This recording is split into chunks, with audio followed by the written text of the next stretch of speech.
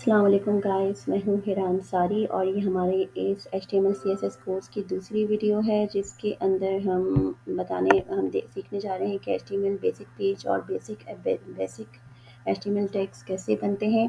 और मैंने पिछली वाली वीडियो को भी एडिट किए बगैर मैं इसे अपलोड कर रही हूँ और अब तक आप देख चुके होंगे तो सेकंड पे पहुँचे होंगे, क्योंकि मैं इस प्रोजेक्ट को पहले ही थोड़ा स्टार्ट करके स्ट्रक्चर बना चुकी थी अपनी वेबसाइट का बेसिक।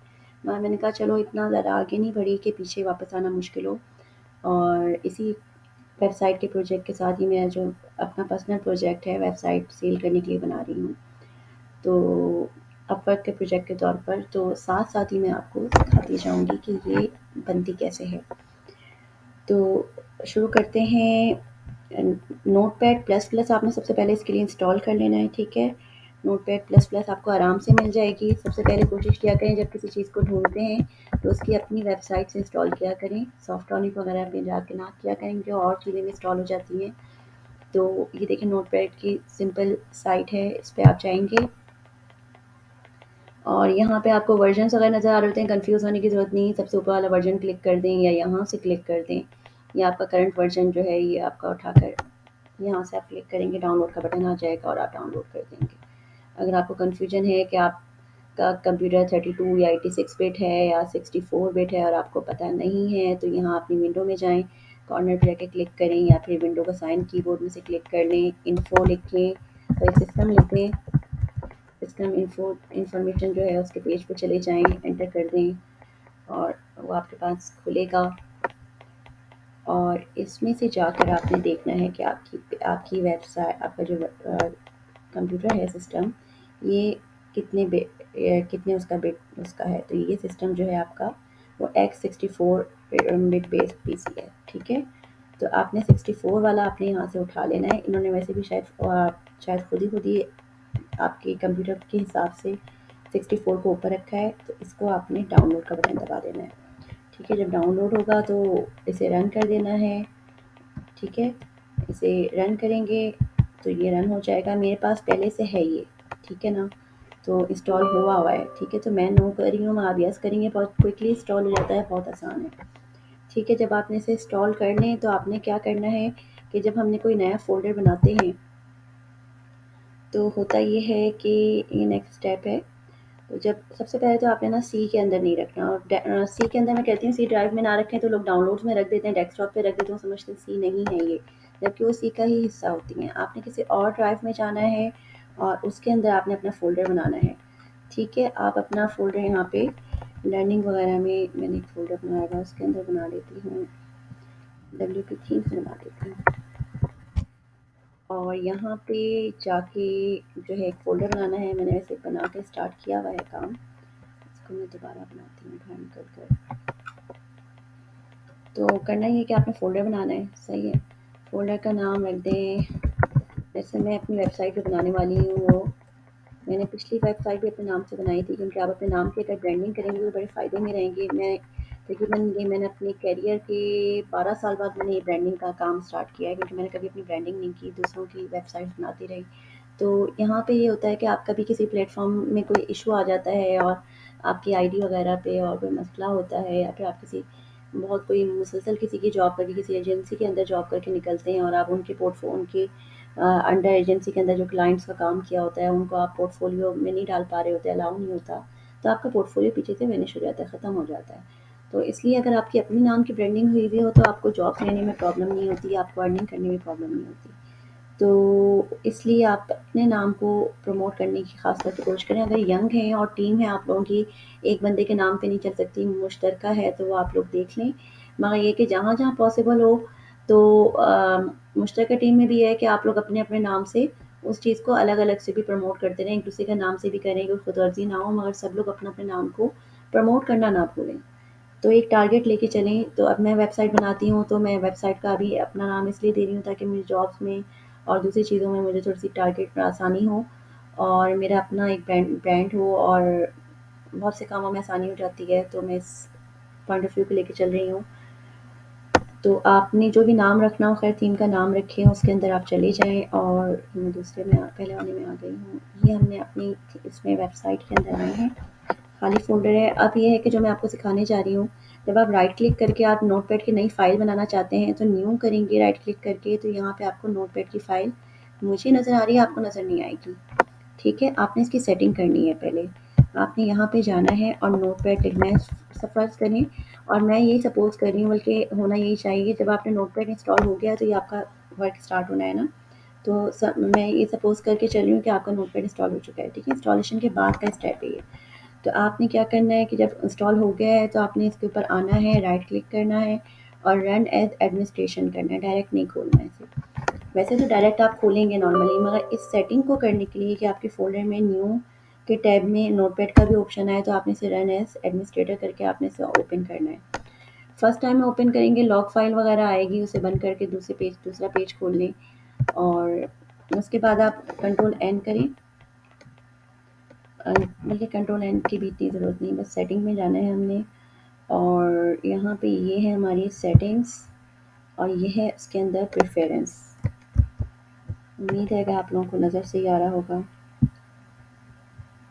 और हम हो रही है मेरी रिकॉर्डिंग, उनका पता चले रिकॉर्डिंग ही ना हो रही है और मैं अपने आप से बातें कर रही हूँ।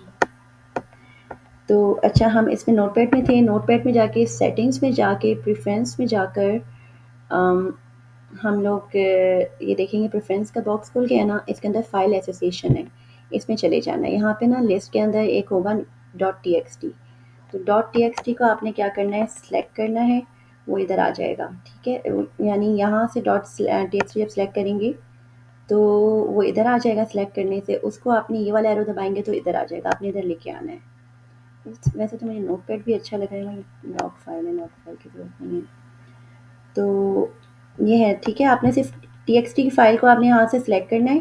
जैसे सिलेक्ट करेंगे तो लॉग फाइल की तरह, जैसे ये वाली मैंने यहाँ सिलेक्ट की तो यहाँ आ गई ना, तो यहाँ आ जाएगी। फिर आपने उसको क्या करना है, जब यहाँ एरो दबाएंगे ना सिलेक्ट करके, जब ये एरो देखें हो गया है, एक्टिव हो गया है, जैसे आप दबाएंगे तो वो चीज़ यहाँ आ जाएगी। जैसे मैं इसको दबाऊंगी तो ये आ जाएगी। ठीक है ना, आपने ये करना है। तो इससे क्या होगा कि आपकी ना टीएक्सटी की फ़ाइल जो है ना, इसको मैं वापस हटा रही हूँ, इसलिए मुझे नहीं चाहिए। और तो ये है कि जब आ जाएगी तो आपने इसे बंद कर देना, टीएक्सटी की फ़ाइल इधर लाना आपका काम है। ठीक है, उसके बाद आपने क्या करना है कि आप इसे बंद करते हैं और वहाँ से जाके देखते हैं। जब ये कर लेंगे तो जब आपने खाली फ़ोल्डर के अंदर आएँगे जिस पे आपने नाम दिया हुआ है, फिर आप न्यू में जाएँगे तो आपको ये आपकी नोटपैड की फ़ाइल नज़र आ जाएगी, नोटपैड प्लस प्लस। इसे जाके आपने सिर्फ इंडेक्स लिखना है, .php अभी नहीं लगाना, क्योंकि .html यहाँ से ना ये लगता है तो दोबारा से इसे लगाना पड़ रहा होता है और ये नाम सही आ नहीं रहा होता। अब इसके अंदर चली जाएँगी और डबल क्लिक करके, और ये आपका खुल गया .txt उसमें फॉर्मेट में। इसको आप सेव एज़ कर लें। और वैसे जब मैं एचटीएमएल में सेव कर रही हूँ ना, तो वो एचटीएमएल में सेव हुए बगैर ये दोबारा से जो है ना वो करता है, .txt .html सेव हो जाता है, इसलिए मुझे इस तरह से करना पड़ रहा है। तो इंडेक्स के बाद ये आप यहाँ पे जाकर भी एचटीएमएल लगाते हैं तो कभी हो जाता है और कभी नहीं होता है एचटीएमएल। तो आप इस तरह से करने के बजाय आप ये भी कर सकते हैं कि यहाँ टैब का बटन दबाएं, नीचे वाले उसमें चले जाएंगे। नीचे से सिलेक्ट करने के लिए यूँ आहिस्ता आहिस्ता ना चाहें, आप एच लिखेंगे ना तो आप देखें हैस्कल आया है, उसके बाद एक और मतलब कहेंगे हाइपर टेक्स्ट मार्कअप लैंग्वेज। तो आप इस तरह करके एच एच जितनी मतलब दबाएंगे तो उसके बाद जब हाइपर टेक्स्ट मार्कअप लैंग्वेज पे आ जाए आपका कर्सर, तो आप सेव के लिए एंटर का बटन दबा दें, आपकी फ़ाइल सेव हो जाएगी। ठीक है, तो सेव होने के बाद क्या होगा, आप देखेंगे एचटीएमएल में होना ज़रूरी है। ठीक है, .txt .html कभी ना हो, अगर है तो उसे आप जाके .html .txt वगैरह जो भी है तो आपसे चेंज करें, इस मतलब है कि वो वर्क नहीं करेगी। अब आपकी फ़ाइल खुल गई, तो जो है इसको मैं यहाँ से बंद करूँ फ़िलहाल।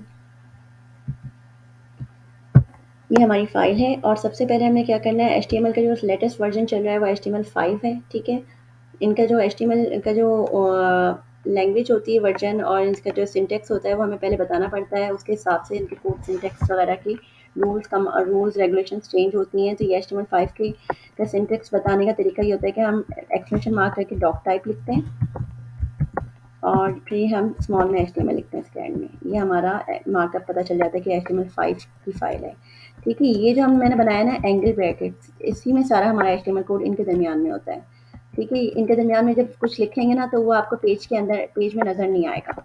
अगर आप इसको लिखना ये भूल जाएंगे तो ये वाला तो आपको एरो नज़र आएगा, मगर जो है अगर आपने ये लिखा होता ना तो फिर आपको इसके आगे का एरो जो होता है वो हाइड हो जाता है, मगर अगर आप अधूरा लिखेंगे तो ये आपको पेज में टेक्स्ट की तरह नज़र आएगा। तो ये इनके दरमियान में टैग होते हैं सारे एचटीएमएल के, एंगल ब्रैकेट्स होते हैं राइट साइड और लेफ्ट साइड के। तो याद रखिएगा ये हमारा एचटीएमएल का सेटअप ये ऐसा होता है। सीएसएस की कोडिंग जो स्टाइलिंग के लिए होती है डिफरेंट होती है। तो इसमें आपने क्या करना होता है कि एचटीएमएल का टैग होता है, ये पेयर में होते हैं ज़्यादातर टैग एचटीएमएल के, कुछ होते हैं जो सिंगल होते हैं, पेयर में होते हैं। अच्छा, आपने जब नोटपैड पे होते हैं ना तो नोटपैड की फाइल में आप क्या करते हैं, कंट्रोल डी दबाएंगे ना किसी लाइन पर, तो उस लाइन वो लाइन नीचे कॉपी हो जाएगी। आपने ये दबाया कंट्रोल डी और उसकी इसी कॉपी नीचे आ गई। इसके अंदर जाएँ, स्टार्टिंग में बिल्कुल ये ओपनिंग ब्रैकेट है ना, इसके साथ बिल्कुल साथ में जोड़कर टैग के नाम से पहले आपने स्लैश डाल देना है, यानी ब्रैकेट और नाम के दरमियान में स्लैश डालेंगे तो इसका क्लोजिंग देखें हाईलाइट हो जाए। किसी भी जो कोड को के जो पेयर होता है उसका क्लोजिंग बगैर स्लैश के होता है, ओपनिंग सॉरी, और क्लोजिंग जो होता है वो स्लैश के साथ होता है। हमारा जो कोई सा भी एचटीएमएल का पेज होता है वो एचटीएमएल ओपन क्लोज के दरमियान में रैप हुआ होता है पूरा का पूरा, और ऊपर जो बस ये अकेला अलग होता है, इसके बाहर वो उसका मार्कअप होता है जो बताने जा रहा होता है किस किस्म की एचटीएमएल है, कौन सा वर्जन है। तो ये एचटीएमएल 5 लेटेस्ट वर्जन जो स्टाइल है वो इस तरह से ये लिखकर मेंशन किया जाता है। पहले एक्स एचटीएमएल होता था, वो थोड़ा सा एक्सएमएल की फॉर्म से लिया गया, तो थोड़ा सा स्ट्रिक्ट लैंग्वेज थी। और इससे पहले वाला जो था एक्स एचटीएमएल 1.0, तो उसका बहुत लंबा मार्कअप होता था, कुछ यूआरएल्स भी डले होते थे, कुछ एट्रीब्यूट्स होते थे। तो अब ये एक शॉर्ट सा है, बहुत आसान सा। और एचटीएमएल 5 में कुछ और आसानियाँ भी हैं कि कुछ टैग नेम्स बहुत बहुत एक्सप्लेनेटिव नेम्स हैं, जैसे header, footer, section, article, aside, ये नाम टैग के रखे गए हैं। तो ये नाम देखकर नेम वगैरह ये देखने में पहचान में आराम से आ जाते हैं कि कुछ चीज़ों को अच्छे नाम दे दिए गए हैं, आसानी से जो पेज के मेन सेक्शन होते हैं उनके नाम बना दिए गए उन टैग्स के। वरना तो पहले ये होता था कि पहले सबसे स्टार्टिंग में तो टेबल्स में वेबसाइट बनी होती थी तो वो रिस्पॉन्सिव नहीं होती थी। फिर डिव्स आए, डिव्स यानी बॉक्सेस होते हैं, डिव टैग्स होते हैं, तो डिव ओपन, डिव क्लोज। तो उसके बाद जाकर अब जो है सेक्शन, ये एचटीएमएल के नाम आए हैं। डिव्स अभी भी हैं, मगर जो मेन सेक्शंस और मेन होते हैं एचटीएमएल के, जिनके नाम ईजाद कर लिए गए हैं एचटीएमएल 5 में, तो हम उन्हें वहाँ यूज़ करते हैं। तो वो आगे बताया जाएगा। ये एचटीएमएल ओपन और एचटीएमएल क्लोज है, ठीक है। इसके दरमियान में जैसे इंसानी शख्सियत होती है ना, आपको इंसानी शख्सियत से मिलती जुलती बहुत चीज़ें यहाँ पे टॉपिक्स मिलेंगे, यानी टर्म्स मिलेंगी अपनी सीएसएस और एचटीएमएल की कोडिंग में स्पेशली। तो जैसे कि एक इंसान की शख्सियत होती है, उसके चाइल्ड होते हैं, पेरेंट होता है, उसके सिबलिंग्स होते हैं। इस तरह से आपको एचटीएमएल के टैग्स के भी child, parent, grand child, grand parents और सिबलिंग यानी बहन भाई जो बराबर होते हैं ना, वो अंदर होते हैं ना बाहर। अंदर जो है वो चाइल्ड है, और जो बाहर जिसके अंदर वो टैग खुद है किसी और टैग के अंदर, तो वो उसका चाइल्ड है, और जिसके अंदर वो है वो उसका पेरेंट है। तो ये चाइल्ड पेरेंट रिलेशनशिप आपको बहुत सुनने को मिलेगी। और भी कुछ मज़े की चीज़ें हैं जो मैं आपको आगे बताऊँगी। और बाकी ये है कि सिबलिंग्स भी होंगे जो आपके बराबर के टैग्स होंगे। अब जैसे ये एचटीएमएल है, इसके 2 चाइल्ड होते हैं, मेन चाइल्ड्स। सब चाइल्ड, ग्रैंड चाइल्ड्स तो बहुत होंगे, सब कुछ एचटीएमएल के अंदर ही होगा, इस टैग के अंदर। तो जो भी टैग होगा उसका इसका चाइल्ड या ग्रैंड चाइल्ड होगा, मगर जो मेन इसके जो अपने चाइल्ड होंगे वो 2 होंगे। एचटीएमएल का एक चाइल्ड होगा हेड, जैसे किसी इंसान की बॉडी में पहले हेड होता है और फिर उसके बाद उसका धड़ होता है, यानी बॉडी होती है, तो हेड और बॉडी। एचटीएमएल इन 2 मेन टैग से मिलकर बनता है, और बाकी के टैग्स इनके चाइल्ड एलिमेंट्स होते हैं, हेड और बॉडी के, ठीक है। तो ये देखिए जैसे मैंने इसे किया ये हाईलाइट हो गया, और जब इसके ऊपर माउस लेके आते हैं क्लोजिंग पर तो ये हाईलाइट नहीं होता, क्योंकि इसका क्लोजिंग हम लगाना भूल गए, ठीक है। तो आपने हर एक का क्लोजिंग उसके साथ लगाना है, और हर एक को साथ साथ क्लोज करते जाएं ताकि आपको कभी आप गलती से भूल ना जाएं। कभी ये नहीं होता कि एक टैग खुला है तो उसके बाद फिर उसके अंदर एक और खुल गया, और जो अंदर वाला चाइल्ड एलिमेंट होता है, जो टैग दूसरे टैग के अंदर होता है तो उसका चाइल्ड होता है, यानी अंदर वाला टैग चाइल्ड होता है, बाहर वाला टैग पेरेंट होता है। तो अंदर वाला टैग चाइल्ड जब तक बंद नहीं होगा तो पेरेंट बंद नहीं हो पाएगा। पेरेंट अंदर के सारे चाइल्ड्स को क्लोज करने के बाद ही क्लोज होगा, याद रखिएगा, ठीक है। तो ये जो है इनमें से पेरेंट कौन है इनका और चाइल्ड कौन है।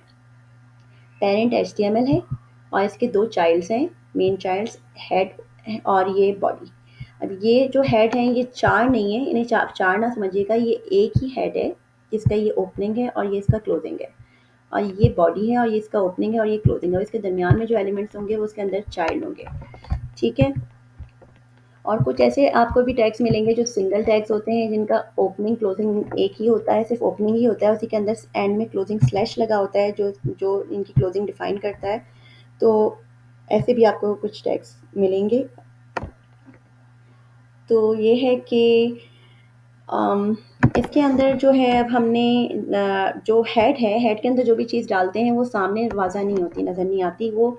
मगर पर्सनैलिटी का, जैसे इंसान की पर्सनैलिटी जो होती है उसके दिमाग के अंदर होती है। अगर एक नफ्सियाती बेचारा जो एक एबनॉर्मल होता है, एक बंदा होता है, तो उसका देखकर आपको थोड़ा-सा पर्सनैलिटी से पता चल जाएगा कि ना उसका दिमाग सही नहीं है। कुछ लोगों ने अल्लाह ताला ने जिन्हें ऐसा बनाया होता है, तो थोड़ा-सा उनको देखने से उनकी जिस्म पर भी ना और चेहरे पर भी उनका कुछ फ़र्क आया हुआ होता है कि भई लग रहा होता है कि कुछ गड़बड़ है। तो इसी तरीके से हेड होता है, वही आपको सारी तरतीब आपके जिस्म को देता है, आपके दिमाग को, आपकी पर्सनैलिटी को पूरा बनाता चला जाता है। अगर आपका जिस्म, आपका दिमाग नॉर्मल है, तो आपकी पर्सनैलिटी भी नॉर्मल लगना शुरू हो जाती है। तो इसी तरीके से जो पेज के जो एलिमेंट्स होते हैं अंदर हेड के अंदर, वो आपकी आपकी पर्सनैलिटी को बनाने में मदद करते हैं, मगर वो सामने नहीं, यानी डायरेक्ट नहीं नज़र आ रहा होता कि अंदर क्या डला है। वहाँ कुछ ऐसा डला है जो पेज को सही बना रहा है। ठीक है? तो एक चीज़ होती है जो पेज की नज़र आती है, वो होता है टाइटल टैग, और वो सामने नज़र नहीं आता, पेज के ऊपर यहाँ पे लिखा नज़र नहीं आता। ना उसका नाम जो होता है, वो आपको टैब में ऊपर, पेज के ऊपर टैब में नज़र आता है। तो टाइटल ओपन, टाइटल क्लोज़ आप इस तरह से भी लिख सकते हैं, और आप चाहें तो चीज़ों को एक-दूसरे के नीचे सीधा समझने के लिए कि ये अलाइन हो गए हैं, ये बंद हुए हैं, नहीं हुए हैं। ये देखिए इनका रेड मार्क नज़र आ रहा है कि ये इसका ओपनिंग है और यहाँ तक क्लोजिंग है, और इसके दरमियान जो चीज़ है उसके अंदर चाइल्ड है, तो वो टेक्स्ट है वो भले। तो अब ये होता है कि my first website HTML page कर देते हैं। ठीक है? अब जब हम इसे सेव करेंगे ना, तो खोलेंगे कहाँ से ये देखते हैं। जब आप नोटपैड प्लस प्लस पे होते हैं ना, तो जब आपने कंट्रोल ओ करेंगे तो जिस फ़ोल्डर के अंदर ये फ़ाइल है ना, ये खुल जाए, वो फ़ोल्डर खुल जाएगा। कंट्रोल ओ करें या फिर ये टैब आप जो देख रहे हैं इसके अंदर, इस फ़ोल्डर के अंदर जाके इस ओपन का बटन दबा सकते हैं। ये दबा सकते हैं, ठीक है, फ़ोल्डर का। तो ये जिस फ़ाइल के अंदर आपने माउस रखा है, कर्सर रखा हुआ है ना, उसका टैब खुल जाएगा, ठीक है? और एक साथ बहुत सी मल्टीपल फ़ाइल्स आप यहाँ पे नोटपैड में खोल सकते हैं। ये देखें मेरी पिछली फ़ाइल भी खुली हुई है। तो यहाँ पे अगर मैं रख कर खोलूँगी तो ये उसका खुलेगा जो फ़ाइल ये मैंने खोली हुई है, ये डिफरेंट फ़ाइल है। और ये वो फ़ाइल है, देखें हिरा न्यूज़ की, जो मेरी पिछली फ़ाइल है, और हम हिरा न्यूज़ 2 पे काम कर रहे हैं। ठीक है? तो जब इसके अंदर माउस रखकर करूँगी तो इसकी फ़ाइल खुलेगी। इस यहाँ से भले दबाऊँ, ओपन करूँ फ़ोल्डर, या मैं कंट्रोल ओ करूँ, या फिर मैं यहाँ से ओपन करूँ। ठीक है? तो हमने ये करना है, कंट्रोल ओ करना है, शॉर्ट की है ये, और कंट्रोल ओ करके हमारा हिरा न्यूज़ 2 वाली हमारा फ़ोल्डर खुल गया है। इसमें ये देखें क्रोम का साइन नज़र आ रहा है, क्योंकि हमने .html इसमें फ़ाइल सेव की है। ये वाली फ़ाइल हमारी txt में सेव हुई थी, इसको हम डिलीट कर देते हैं, ये 0 के बेस की है। और जो हमने सही सेव कर दी थी, सेव एज़ करके क्रोम के साइन के साथ, ये असल हमारी फ़ाइल है। इसको हम डबल क्लिक करेंगे, बल्कि डबल क्लिक नहीं करेंगे क्योंकि हम नोटपैड के अंदर हैं, तो नोटपैड के अंदर खुलने की कोशिश करेगी और पहले ही खुली हुई है, तो कॉपी नहीं खुलेगी, दोबारा उसी पे चले जाएगा। जब हम इसके अंदर से जाकर खोलने की कोशिश करते हैं तो राइट क्लिक करके ओपन विद क्रोम कर लें, और उसके बाद इसको आप बुकमार्क कर लें। अब ये फ़ाइल खुल गई ना, उसके बाद देखिए ब्लैंक है, अभी कुछ भी नहीं है, क्योंकि हमने हेड में एक टाइटल बनाया है, मगर यहाँ नहीं, क्योंकि हेड के अंदर की चीज़ पेज के ऊपर सामने शो नहीं होती। हाँ, इसका नाम आपको यहाँ शो होगा। ये इस पेज की आइडेंटिटी है, जो इसका नाम रख दिया गया है हेड के अंदर, और वो इसके ऊपर, समझे इसके माथे पे शो हो रहा है ऊपर। ठीक है, मैं यहाँ सामने शो नहीं हो रहा, इसका ऊपर शो हो रहा है, यानी पेज के माथा भी नहीं कह सकते, बिल्कुल अलग ही एक टैब है, टैब का हेडर है जिस पे ये शो हो रहा है। और ये पता है कहाँ शो होता है, उसके अलावा इस टाइटल का क्या काम होता है, बहुत अहम काम होता है। ये सारे, हम किसी भी टर्म को सर्च करते हैं तो आप ये देख रहे हैं कि ये जो पेजेस खुले हुए हैं, ये जो सर्चेस गूगल ने दिखाई हैं अलाइन करके, ये जो हेडर, ये जो इनका टाइटल है, ये वही टाइटल है जो हमने यहाँ बनाया है अपने पेज में, हेड के अंदर title, open title, close tag के अंदर। ठीक है? तो ये काम होता है हमारे टाइटल टैग का। अब हमने ये करना है कि हमने इसको यहाँ से बंद कर देते हैं, क्योंकि जो काम था वो हमने उसे वहाँ ओपन कर दिया है। हमने सिर्फ इस फ़ोल्डर में जाने के लिए इस तरह से कंट्रोल ओ का बटन दबा के गए थे, और चाहें तो हम यहाँ से भी शायद, हाँ, यहाँ से भी ओपन करिए। बस ये कि आपने जब कर लिया तो इसे यूँ बंद कर दें। अगर कोई फ़ाइल खोलनी हो तो खोल लें, अगर आपने इसके अंदर से खोलनी हो। अभी तो हमने और फाइल्स नहीं बनाई।